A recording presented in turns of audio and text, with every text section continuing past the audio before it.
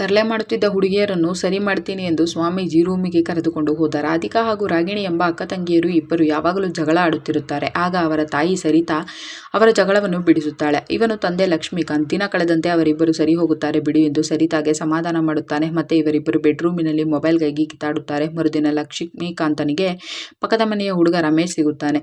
ಅವನು ತನ್ನ ಮನೆಯ ಸಮಸ್ಯೆಯನ್ನು ಒಬ್ಬ ಜ್ಯೋತಿಷಿ ಸರಿ ಮಾಡಿದೆ ಎಂದು ಹೇಳಿಕೊಳ್ಳುತ್ತಾನೆ. ಆಗ ಲಕ್ಷ್ಮೀಕಾಂತ ಜ್ಯೋತಿಷಿ ನಂಬರನ್ನು ಪಡೆಯುತ್ತಾನೆ. ಮರುದಿನ ಜ್ಯೋತಿಷಿ ಲಕ್ಷ್ಮೀಕಾಂತ್ನ ಮನೆಗೆ ಬರುತ್ತಾನೆ. ಆಗ ರಾಧಿಕಾ ಮನೆಯ ಕಸವನ್ನು ಗುಡಿಸುತ್ತಾ ಇರುತ್ತಾಳೆ. ಅದೇ ಸಮಯದಲ್ಲಿ ಜ್ಯೋತಿಷಿ ಸೋಫಾ ಮೇಲೆ ಕೂತುಕೊಂಡು ರಾಧಿಕಾಳ ಸೌಂದರ್ಯವನ್ನು ಸವಿಯುತ್ತಾ ಇರುತ್ತಾನೆ. ಸ್ವಲ್ಪ ಹೊತ್ತಿನ ನಂತರ ಜ್ಯೋತಿಷಿಯ ಜೊತೆ ಲಕ್ಷ್ಮೀಕಾಂತ್ ಹಾಗೂ ಅವನ ಪತ್ನಿ ಸರಿತಾ ಮಾತನಾಡುವಾಗ ರಾಧಿಕಾ ಹಾಗೂ ರಾಗಿಣಿ ಟಿವಿ ರಿಮೋಟ್ಗೋಸ್ಕರ ಕಿತ್ತಾಡಲು ಶುರು ಮಾಡುತ್ತಾರೆ.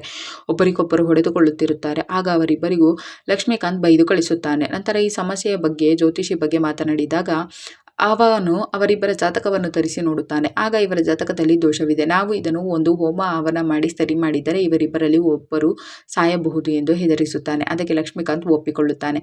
ಮರುದಿನವೇ ಲಕ್ಷ್ಮೀಕಾಂತ್ನ ಮನೆಯಲ್ಲಿ ಹೋಮ ಶುರುವಾಗುತ್ತದೆ. ಆಗ ರಾಧಿಕಾಳನ್ನು ಕೂರಿಸಿ ಆಕೆಗೆ ಹಾರ ಹಾಕುತ್ತಾನೆ. ನಂತರ ರಾಧಿಕಾಳಿಗೆ ತಿನ್ನಲು ಏನನ್ನು ಕೊಡುತ್ತಾನೆ. ಅದನ್ನು ತಿನ್ನುತ್ತಿದ್ದಂತೆ ಆಕೆಗೆ ತಲೆ ತಿರುಗಲು ಶುರುವಾಗುತ್ತದೆ. ಆಗ ಜ್ಯೋತಿಷಿ ಈಗ ಮುಂದಿನ ವಿಧಿವಿಧಾನವನ್ನು ಬೆಡ್ರೂಮಿನಲ್ಲಿ ಮಾಡಬೇಕು. ರಾಧಿಕಾಳನ್ನು ನನ್ನ ಜೊತೆ ಕಳುಹಿಸಿ ಎಂದು ಹೇಳುತ್ತಾನೆ. ನಂತರ ಅವರು ರಾಧಿಕಾಳನ್ನು ಬೆಡ್ರೂಮಿನಲ್ಲಿ ಜ್ಯೋತಿಷಿಯನ್ನು ಬಿಟ್ಟು ಬಾಗಿಲು ಹಾಕಿಕೊಂಡು ಹೊರಗಡೆ ಹೋಗುತ್ತಾರೆ. ಆಗ ಜ್ಯೋತಿಷಿ ರಾಧಿಕಾ ಕತ್ತಿನಲ್ಲಿದ್ದ ಹಾರವನ್ನು ತೆಗೆಯುತ್ತಾನೆ. ಆಕೆಯನ್ನು ಪ್ರೀತಿಯಿಂದ ಸವರಲು ಶುರು ಮಾಡುತ್ತಾನೆ. ಆಗ ಜ್ಯೋತಿಷಿ ನಾನು ನಿನ್ನನ್ನು ಮೊದಲ ದಿನ ನೋಡಿದ ದಿನವೇ ಹುಚ್ಚನಾಗಿಬಿಟ್ಟೆ.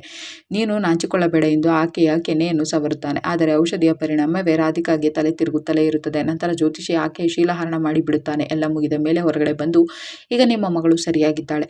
ಆಕೆ ಇನ್ನು ಮೇಲೆ ಜಗಳ ಆಡುವುದಿಲ್ಲ ಎಂದು ಲಕ್ಷ್ಮೀಕಾಂತನಿಗೆ ಹೇಳುತ್ತಾನೆ. ನಂತರ ಅವನಿಂದ ಹಣ ಪಡೆದು ಅಲ್ಲಿಂದ ಹೊರಡುತ್ತಾನೆ. ಅವತ್ತಿನಿಂದ ರಾಧಿಕಾ ಯಾಕೋ ಸಪ್ಪಗೆ ಇರುತ್ತಾಳೆ. ತಂಗಿ ರಾಗಿಣಿ ಎಷ್ಟೇ ತೊಂದರೆ ಕೊಟ್ಟರೂ ಆಕೆ ಅವಳ ಜೊತೆ ಜಗಳ ಆಡುವುದೇ ಇಲ್ಲ. ಅಂದಿನಿಂದ ರಾಗಿಣಿಯ ಗಲಾಟೆ ಹೆಚ್ಚಾಗುತ್ತದೆ.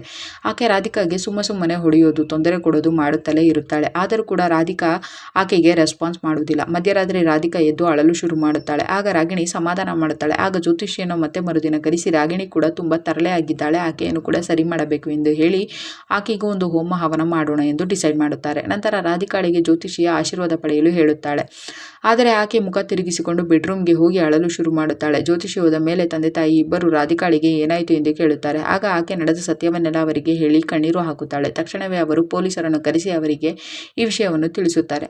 ಆಗ ಪೊಲೀಸರು ನೀವು ಏನು ಬದಲಾವಣೆ ಮಾಡದೆ ನಾಳೆ ರಾಗಿಣಿಗಾಗಿ ಪೂಜೆ ಮಾಡಿಸಿ, ನಾವು ಬರುತ್ತೇವೆ ಎಂದು ಹೇಳುತ್ತಾರೆ. ಮರುದಿನವೇ ರಾಗಿಣಿಯನ್ನು ಕೂರಿಸಿ ಅದೇ ರೀತಿ ಹೋಮ ಹವನ ಮಾಡುತ್ತಾನೆ. ಆಕೆಗೂ ಕೂಡ ತಿನ್ನಲು ಏನೋ ಒಂದು ವಸ್ತುವನ್ನು ಕೊಡುತ್ತಾನೆ. ನಂತರ ಅವನು ಬೆಡ್ರೂಮ್ಗೆ ಎದ್ದು ಹೋಗುತ್ತಾರೆ. ಆಗ ರಾಧಿಕಾ ಪೊಲೀಸರನ್ನು ಕರೆದುಕೊಂಡು ಅವನು ಕೊಟ್ಟಿದ್ದ ತಿಂಡಿಯ ಪ್ಲೇಟನ್ನು ಅವರಿಗೆ ತೋರಿಸುತ್ತಾಳೆ. ಆ ಪೊಲೀಸರು ಅದನ್ನು ಚೆಕ್ ಮಾಡಿದಾಗ ಅದು ನಶೆಯ ಔಷಧಿಗಳೆಂದು ಅವನಿಗೆ ತಿಳಿಯುತ್ತದೆ. ಇತ್ತ ರಾಗಿಣಿಯನ್ನು ಜ್ಯೋತಿಷಿಯೊಡನೆ ಬಿಟ್ಟು ಬಾಗಿಲು ಹಾಕಿಕೊಂಡು ಹೋಗುತ್ತಾರೆ. ನಂತರ ಜ್ಯೋತಿಷಿ ರಾಗಿಣಿಗೆ ಬಟ್ಟೆ ತೆಗೆಯಲು ಹೇಳುತ್ತಾನೆ. ಆದರೆ ರಾಗಿಣಿ ನೀವೇ ಮೊದಲು ಬಟ್ಟೆ ತೆಗೆಯಿರಿ ಎಂದು ಅವನ ಗುಂಡಿಯನ್ನು ಬಿಚ್ಚಲು ಹೋಗುತ್ತಾಳೆ.